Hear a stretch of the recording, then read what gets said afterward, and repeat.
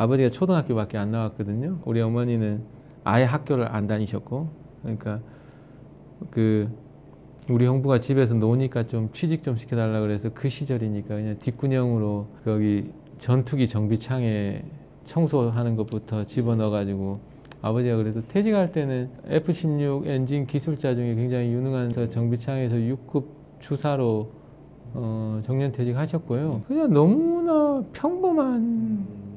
평범한 가정에서 컸는데, 이제 어머니가 뭐 옛날 분들 다 그러시겠지만 워낙 학교를 전혀 못 다니셨으니까 자식, 형하고 저하고 둘이 있었는데 자식한테 얼마나 기대가 컸겠어요. 근데 저희 형은 완전히 어긋난 길을 갔고, 완전히 뭐 농땡이 길로 갔고, 저는 어떻게 공부하는 길로 갔습니다. 그래서 법 쪽에는 어릴 때부터 저희 어머니가 조씨인데 조영황 변호사라고 DJ 정부 때 국가인권위원장인가 하셨던 중졸의 조영황 변호사라는 분이 있어요. 우리 어머니랑 몇 촌인지 모르겠지만 한 집안 사람인데 먼 친척이죠. 어머니는 무식하신 분이죠. 열심히 사시지만 뭐 배운 게 없으니까. 근데 그 집안에서 조영황이라는 사람이 그 옛날에 60년대 정도겠죠.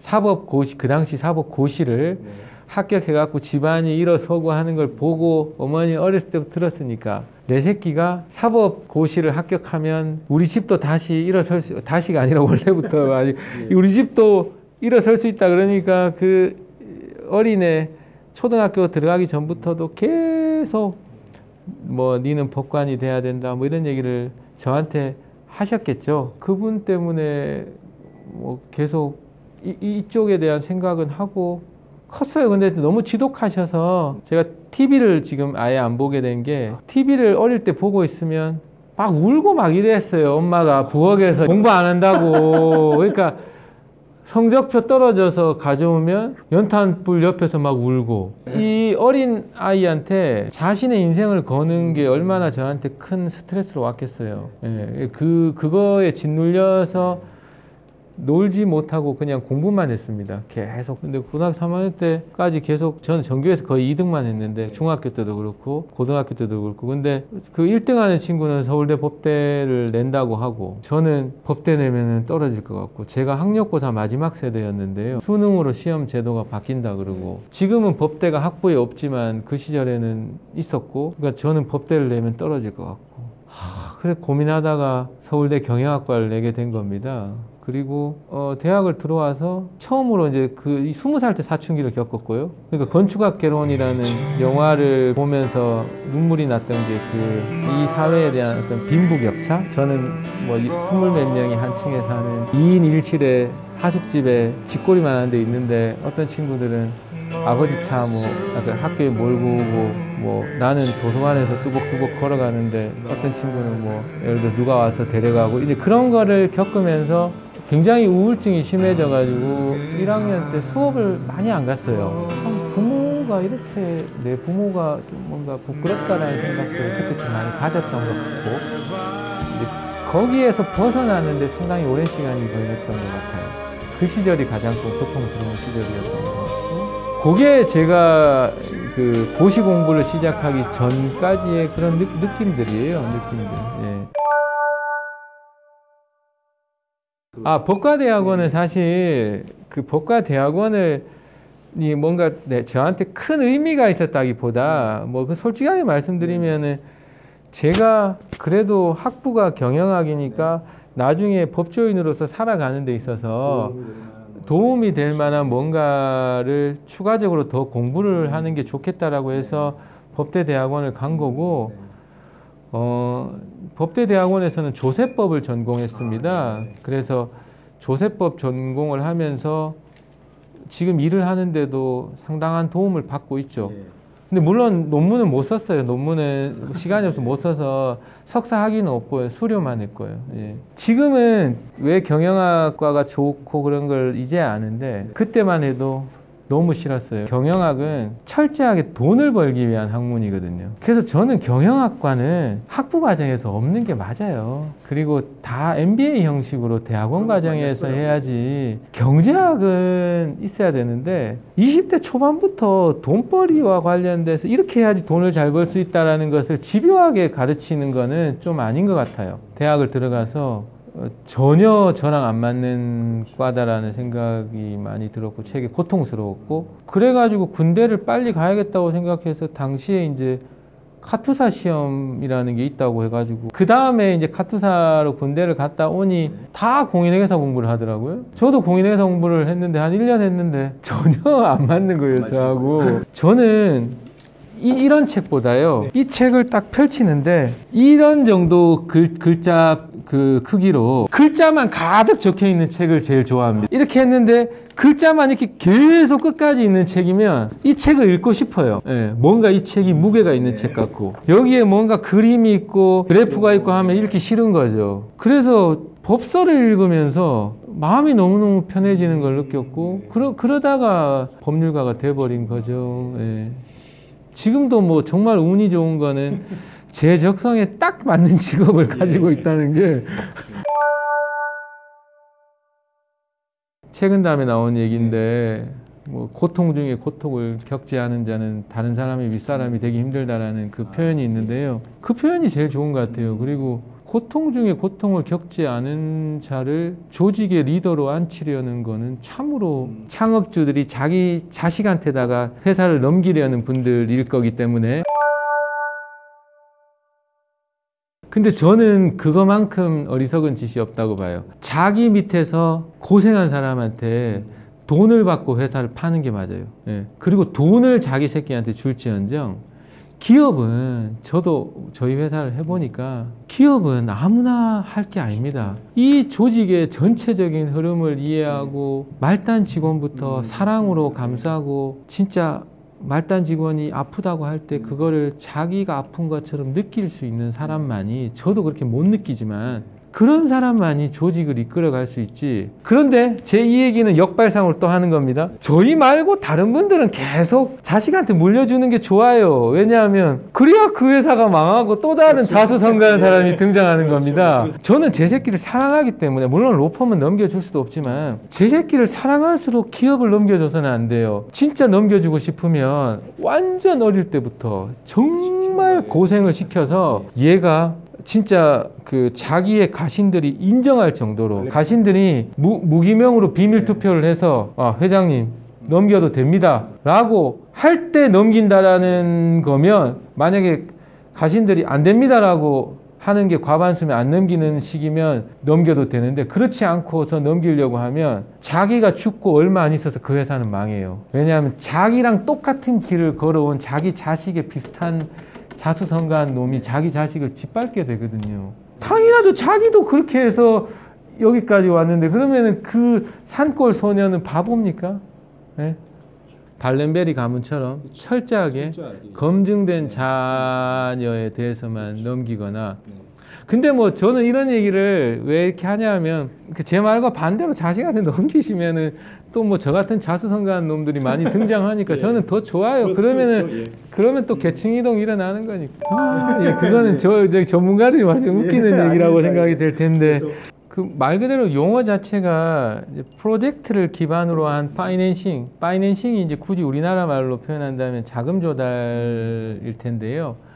제가 뭐 부동산이든 주식이든 제가 뭐 예금이든 제가 현재 가지고 있는 자산을 평가를 받아서 금융기관으로부터 돈을 빌리는 거는, 이거는 프로젝트 파이낸싱이 아니겠죠. 그러면 어떤 좋은 프로젝트가 있다. 어떤 게 프로젝트 파이낸싱이냐면 보수가 꾸준히 들어올 거 아닙니까? 예. 그러면 그 현금이 예측이 되잖아요. 네네. 얼마 들어온다. 그러면 그거를 기반으로 해서 돈을 조달을 하는 겁니다. 네. 그게 그 프로젝트를 기반으로 한, 그게 다 프로젝트 파이낸싱이에요. 그런데 보통은 이제 우리가 용어를 쓸 때 어떤 특정 사업을, 주로 부동산을 예를 들다 보니 그러는 건데, 어떤 아파트를 짓는다. 예를 들어 강남에 뭐 아파트를 짓는다. 그럼 그 아파트 현장에서 분양을 받아서 분양 수익금이 이 정도 들어올 것 같다. 분양은 잘 될 것 같다. 그러면 이거를 기반으로 해서 그 아파트를 지을 수 있는 돈들이 현장에 왕창 들어가는 겁니다. 그러면 돈을 빌려주는 자 입장에서는 건설사가 튼튼해야 될 거고 중간에 짓다가 망하면 안 되니까요. 그러면은 건설사가 튼튼해서 건물이 완성되면 분양만 잘 되면 돈이 들어오고 그 돈으로 내가 빌려준 돈을 상환받아갈 수 있다. 어떠한 프로젝트를 기반으로 해서 결국에는 미래에 들어올 돈의 어떤 캐시플로우를 보면서 현재 돈을 빌려주는 금융기법을 굳이 표현한다면 프로젝트 파이낸싱이겠죠. 근데 미래를 다 완벽하게 예측하려고 하지만 안 되는 부분이 있잖아요. 뭐 정말 전쟁이 일어날 수도 있는 거고 뭐 예전에 금융위기처럼 갑자기 뭔가 말도 안 되는 일이 그러면 그 예측이 어긋나기 때문에 거기서 금융기관들이 손실을 입게 되고 그거를 예측했던 건설사는 자기네들도 공사비를 거기서 받아가야 되는데 공사비를 못 받아가서 망하게 되고 그러는 겁니다. 그러다 보니 프로젝트 파이낸싱 구조에서는 최근까지는 건설사의 크레딧, 건설사가 어느 정도 크레딧이 있는 건설사냐가 참으로 중요했습니다. 그러니까 우리가 아는 뭐 메이저 건설사들, 현대건설이나 대림산업 이런 회사들은 줄 서 있고요. 공사건들이. 좀 이름이 떨어지는 건설사들 거는 금융기관들이 잘 안 하려고 했죠. 근데 외국은 보면 그 건설사의 크레딧보다는 그 사업주가 얼마나 뛰어난 디벨로퍼냐 그리고 해당 현장이 얼마나 가치가 있는 거냐를 주로 봅니다. 우리나라도 최근 들어서는 유명한 디벨로퍼들이 많이 생겼는데 그 회사들이 어떠한 땅을 확보하거나 하면 반대로 이제는 건설사들이 줄을 서는 전 현상이 이제 좀 발생하고 있어요, 실제. 바람직한 거죠. 그 이제 시행사들도 돈을 많이 벌게 됐고 그러면은 사업주가 어떤 프로젝트를 정확하게 파악을 해서 이거는 분양성도 충분하다.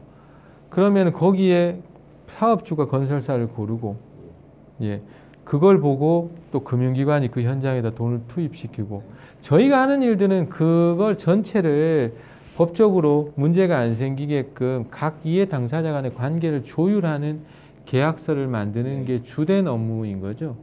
그리고 저희는 이제 뭐 건설사도 저희가 소개도 시키고요. 그러니까 저는 꼭 이런 측면이 아니더라도 사람을 만나면 그 사람한테 도움이 되려는 발상을 계속 해야죠. 부모 자식 관계, 친구도 마찬가지잖아요. 친구도 나한테 계속 도움이 되는 친구가 좋지 나로부터 계속 뭘 받아가려고 하는 친구는 안 만나게 되잖아요.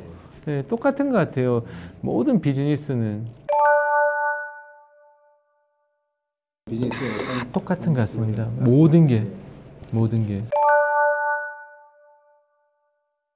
기업은 후계자를 계속 양성시키는 로펌이랑 거래를 해야 됩니다.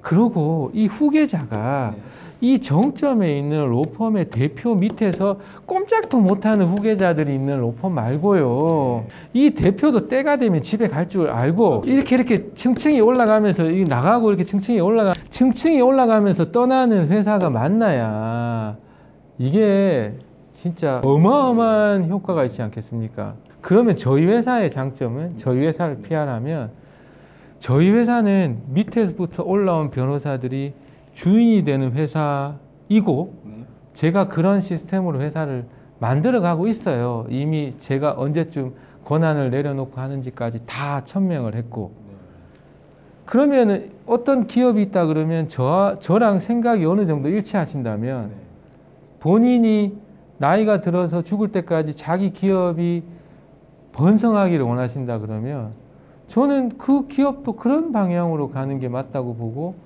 예를 들어서 갓 입사한 20대 후반의 직원이다. 그럼 이 회사에 20대 후반 정도의 변호사, 30대 중반이 됐다. 30대 중반 정도의 변호사, 40대가 됐다. 40대 중반 같이 크는 거잖아요.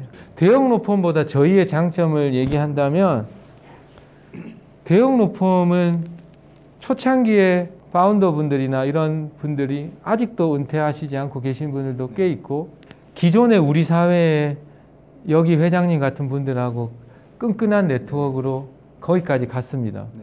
그러면 이 회장님 밑에 회장님이 지시를 해서 야, 김 부장, 네 저기 저쪽 로펌이랑 이번 일 해라. 그러면 저쪽 로펌의 변호사님이 회장님하고 같이 커온 그 변호사님은 이 일을 잘 몰라요. 지금 현재 일어난 일을 모르죠. 그렇잖아요. 어떻게 잘 알겠어요. 경험만 많으신 거죠. 그러면 이 회사의 김 부장하고 같이 끈끈하게 일을 할 수 있는, 근데 이 변호사는 김 부장하고 전혀 안 친해요. 그냥 위에 뭐 박 대표 변호사님이 친구인 이 기업체랑 일을 한 거죠. 이 기업체에 대한 깊은 애정도 없어요. 그냥 사무적으로 일을 하는 거지. 근데 저희 회사는 제가 후배들한테도 계속 얘기하지만 영구적으로 가야 될 회사이기 때문에 저는 철저하게 저희 후배들한테 네 또래 상대방 실무자를 네 사람으로 만들고 네 사람으로 만드는 데 있어서 내 신경 쓰지 마라. 그게 제가 보기엔 CEO의 그릇인 것 같아요. 메가더 장군이 총을 들고 인천에 갯벌을 띄어서 인천을 상륙하는 게 아니거든요. 메가더 장군은 인천을 상륙한 적이 없을 거예요, 아마. 나중에 서울로 갔겠죠. 그렇죠. 뒤에서 다 끝내고. 그렇지만 우리는 메가더의 인천 상륙작전이라고 하죠. 그렇죠. 메가더도 1차 세계대전 때는 대위 정도의 계급으로 빗발치는 총탄에서 총을 들고 있었겠죠. 다 그 경험을 하고 오잖아요. 저도 그 시절의 경험이 있잖아요. 그러니까 제가 CEO를 해보니까요. 모든 걸 제가 할 수가 없잖아요. 제가 이거 꾸미는 거를 제가 결정할 수 없잖아요. 저 이거 신경 쓸 여력이 없잖아요. 결국에는 자기 밑에 자기가 아주 신뢰할 수 있는 사람들을 두게 되지 않습니까?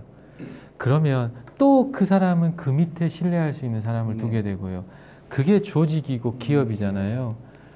제가 추구하는 바람직한 로펌은 특정인이 지배하는 로펌이 아니고 제가 있으면 제 밑에 누가 있고 그 사람 밑에 누가 있는 그런 로펌요. 그리고 각각의 그 조직에서도 그 나이대에 그 사람을 대할 수 있는 변호사들이 있는 조직을 저는 생각합니다. 최소한 이 저희 회사에서만큼은 제가 생각하는 그 가치관 이거를 갖다가 구현해 갈 수 있다는 거. 예. 그 저는 좀 다 같이 더불어 잘 살았으면 좋겠어요. 그러니까 게으른 자, 게을러서 사회적인 지위가 낮은 자는 배려할 필요가 없다라고 생각하는데 자기가 아무리 열심히 살아도 더 이상 올라갈 수 없다라는 사회는 더 이상 희망이 없는 사회예요. 저는 그런 사회는 모두를 불행하게 만든다고 생각해요. 이거는 제 독자적인 얘기가 아니라 워런 버핏이나 빌 게이츠도 항상 하는 얘기이기 때문에 우리 회사가 그거를 할 수 있는 저는 기반이 되는 회사로서 성장해 간다는 게 제 인생에 가장 뿌듯한 거고 우리 회사는 그 생각이 구현될 수 있는 회사로 가고 있어서 다행이라고 생각합니다. 조직 관리가 참 힘들다라는 생각을 많이 하는데 유능하고 좀 강인한 정신을 가진 어떤 후배 변호사가 저의 자리를 빨리 대체해 주기를 간곡히 바랍니다. 열심히 하려고 하고 있습니다. 많이 지켜봐 주시면 감사하겠습니다. 네, 됐습니다. 네.